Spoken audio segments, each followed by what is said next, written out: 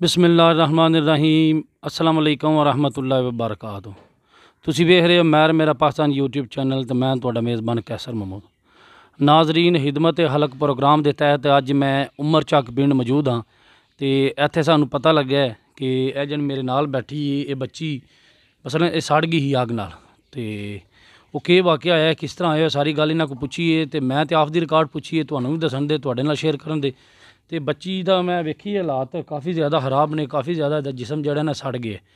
तो इन्होंने थोड़ा बड़ा इलाज भी करवाया, ऑपरेशन भी इहदा करवाया। तो ज़ारी गल इन्होंने हुण इहदे दवाई दारू वास्ते भी पैसे चाहिए ने। यह जिहड़ा कैमरामैन इन्होंने मैनू दस्सिया कि यह बच्ची के हालात आइंदे ने तो उत्थे जाने उन्होंने कोई मदद करनी। मैं ठीक है असीं जाने। तो जिहड़ा बच्ची का वालद साहब ने वो फोत हो गए ने। तो यह बच्ची के दादा जान नहीं जे गल जी। तो ये बच्ची के दादा ने तो इन्होंने असीं करा तो गल उन्हों का ही असीं घर है उमर चक जो बच्ची है इन्हों के असीं घर बैठे हैं।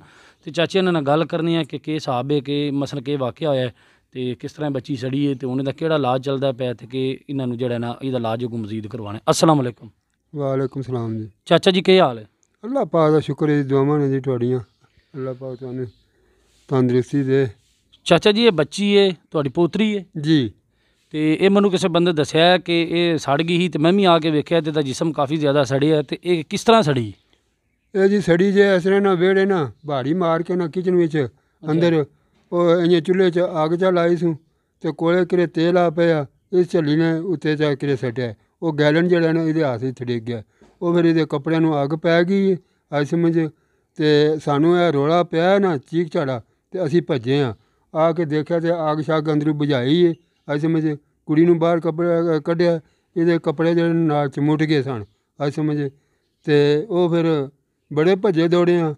इनू डिंगी खड़िया जे दो हस्पताली फिर मैम दे खड़िया जे मैम दे ने जवाब दे छड़िया खीरी फिर असी CM खड़िया खारिए। अच्छा उत्थों उन्हें इलाज करवाते जे पे अज समझ। तो चाचा जी ये जो बच्ची के वाला साहब ने तुहाडे जे बेटा ने उन्होंने क्या होया भी सुनिया मैं फोत हो गए ने? जी वो भी फोत हो गए जो वो बस जी इं बुखार होया सूँ कोई 2-3 दिहाड़े तो उस बुखार ने फिर बहुता ना कम लम्मा कर छड़िया। वो बच्चे नूं फिर असी लाले मूसे खड़िया जे विली जेठ खड़िया जे फिर CA अपने इत्थे मैम दे खड़िया मैम दे जाके इसने ना बुखार जड़ा उसका नहीं उतरिया उसने जड़ा ना बहुता ही लम्मा काम कर छड़िया सी अज समझ उसका जड़ा फिफरे ने जड़ा ना गुर्दे वो ख़त्म हो गए सन अज समझ। तो वो फिर उत्थे ही फोत हो गया जो उत्थों असी डैडबाजी लियांदी इसकी। तो उन्होंने मसलन वो कम क्या करते पहले? मिस्त्रियां का जी। अच्छा मिस्त्रियां का काम करते हुण इन्हां दा जेह्ड़े बच्ची है जिहड़ी इन्हां दा जेह्ड़ा सारी गल्ल सरबराह वो इन्हां दा वालद हा वो फोत हो गए ने तो हुण इन्हां दा घर दा निज़ाम किस तरह चलदा है? जी अल्लाह दे आसरे ते ही है जी अज समझ कोई माड़ चां कोई करने वाले जेह्ड़े ने नीयत वाले अज समझ वो करते ने पे अज समझ असी केह् फिर हुण कर सकने आं। नाजरीन ए बच्ची दे दादा ने तो ये जेह्ड़े इन्हां दे बच्चे हे ना वो सारे वक् हो गए ने। इन्हां दा घर है सामने तो इस घर च फिलहाल मसलन जिहड़ी बेवा ने वो रहिंदे पे ने। बच्ची है एक दी होर भैन है तो एक दा होर भाई है भी छोटा पढ़दा पिया तो कोई जरिया आमदन नहीं है। तो बच्ची असीं तुहानूं दिखाने हैं जित्थों सड़ी है थोड़ी जिनी इधर करो कैमरामैन साहब थोड़ी जिनी दिखाओ है जेह्ड़ा ये हालात काफ़ी ज़्यादा मसलन खराब ने। देखो तुसी इधर करो है वेखो इहदा सारा जिसम सड़े है देखो। तो यह थोड़ा इसी तुहानूं दिखा सकने हैं बच्ची है ज़्यादा असीं नहीं तुहानूं दिखा लत्त वेखो दी बांह वेखो। तो ये किस तरह जिंदगी गुजारदी भी रात दिन औखे हो के हुण भी अपने मुश्किल हालात नाल बैठी है। सारी गल जिहड़ी सड़े होंदा जिसम उहदा साड़ बहुत ज़्यादा होंदा है बड़ा दर्द होंदा है। जवान बंदा नहीं बर्दाश्त कर सकता है तो फिर एक मासूम बच्ची है। तो चाचा जी इन्हां दा बच्ची का जिहड़ा इलाज है ये कितना खर्चा हो गया हुण तक? ये कोई 70,000 जेह्ड़े ना मैम दे CA वाले ने ले। अच्छा 70,000 तो किन्ने लाए?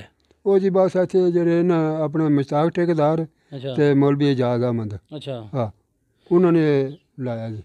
अच्छा उन्हें खर्चा किया। तो बच्ची का ऑपरेशन होया मसलन थल्लू पट्ठ की मास ला के तो जिथे सड़िया उत्थे लाया जी। तो असी चाचा जी खिदमत हलक प्रोग्राम के तहत तुहाडे कोल आए हाँ। बाहरों जिहड़े साडे बंदे दोस्त है वीडियो वेखदे ने ना वो साडे नाल तावन करदे ने वो सानू भेजदे ने पैसे तो कहंदे ने जिहड़ा भी गरीब मुस्तहिक या जिन्हों जरूरत है जरूरतमंद जिहड़ा है ना उन्हां तक असी हक जिहड़ा उन्होंने भेजी आंदा है वो पहुंचाना हुंदा है। ते फिर सारे जिहड़े ने सिर्फ सदका भी देंदे ने अज समझ कहंदे गरीबां नूं दिओ अज समझ जिहड़ी बेवा है उसनूं जाके दिओ ਜਿਸ ਦਾ ਕਮਾਉਣ ਵਾਲਾ ਕੋਈ ਨਹੀਂ, ਜਿਸ ਦਾ ਲਿਆਉਣ ਵਾਲਾ ਕੋਈ ਨਹੀਂ, ਉਹ ਉਸ ਨੂੰ ਦੇਈਦਾ। ਤੇ ਸਾਡੀ ਵੀ ਇਹ ਹੁਣ ਜ਼ਿੰਮੇਵਾਰੀ ਹੈ ਕਿ ਜਿਹੜੇ ਬੰਦੇ ਸਾਨੂੰ ਪੈਸੇ ਭੇਜਦੇ ਨੇ ਉਹ ਉਹਨਾਂ ਦਾ ਹੱਕ ਜਿਹੜਾ ਉਹਨਾਂ ਭੇਜੀ ਜਾਂਦਾ ਗਰੀਬਾਂ ਵਾਸਤੇ ਜਾਂ ਮੁਸਤਹਿਕ ਜਿਹੜੇ ਬੰਦੇ ਨੇ ਉਹਨਾਂ ਤੱਕ ਪਹੁੰਚਾਉਣਾ ਸਾਡੀ ਡਿਊਟੀ ਮੇਰੀ ਤੇ ਮੁਰਤਜ਼ਾ ਦੀ। ਤੇ ਅਸੀਂ ਇਹਨਾਂ ਵਾਸਤੇ ਕੁਝ ਪੈਸੇ ਲੈ ਕੇ ਆਏ ਹਾਂ ਬੱਚੀ ਦੇ ਇਲਾਜ ਵਾਸਤੇ। ਬਸ ਜੀ ਭਲਾ ਹੋਵੇ ਜੇ ਅੱਲਾਹ ਪਾਕ ਖੁਸ਼ ਰੱਖੇ ਜੇ, ਅੱਲਾਹ ਪਾਕ ਬਹੁਤਾ ਦੇ ਜੇ ਅੱਜ ਸਮੇਂ ਜੀ।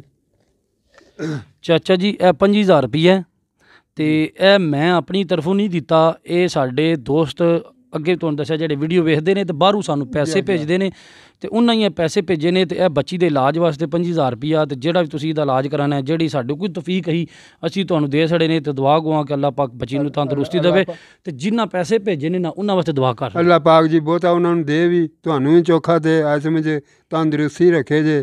ਅਸੀਂ ਤੇ ਦੁਆ ਗੋ ਹੈ ਜੀ। ਨਾਜ਼ਰੀਨ ਵੇਖਿਆ ਤੁਸੀਂ ਕਿ ਜਿਸ ਤਰ੍ਹਾਂ ਇਹਨਾਂ ਦੇ ਵੀ ਹਾਲਾਤ ਤੁਸੀਂ ਵੇਖ ਲਏ ਨੇ, ਸੁਣ ਲਏ ਨੇ। ਬੱਚੀ ਦੇ ਵੀ ਹਾਲਾਤ ਅਸੀਂ ਤੁਹਾਨੂੰ ਵਿਖਾਏ ਨੇ, ਇਹਨਾਂ ਦਾ ਅਸੀਂ ਘਰ ਵੀ ਤੁਹਾਨੂੰ ਥੋੜ੍ਹਾ ਜਿਹਾ ਦਿਖਾ ਦੇਣਾ। ਇੱਕ ਨਾ ਬੱਕਰੀ ਰੱਖੀ ਹੈ ਤੇ ਇਹ ਦੇਖੋ ਇਹਨਾਂ ਦੇ ਹਾਲਾਤ ਨੇ ਘਰ ਦੇ, ਤੇ ਇਹ ਇਹਨਾਂ ਦਾ ਘਰ ਹੈ।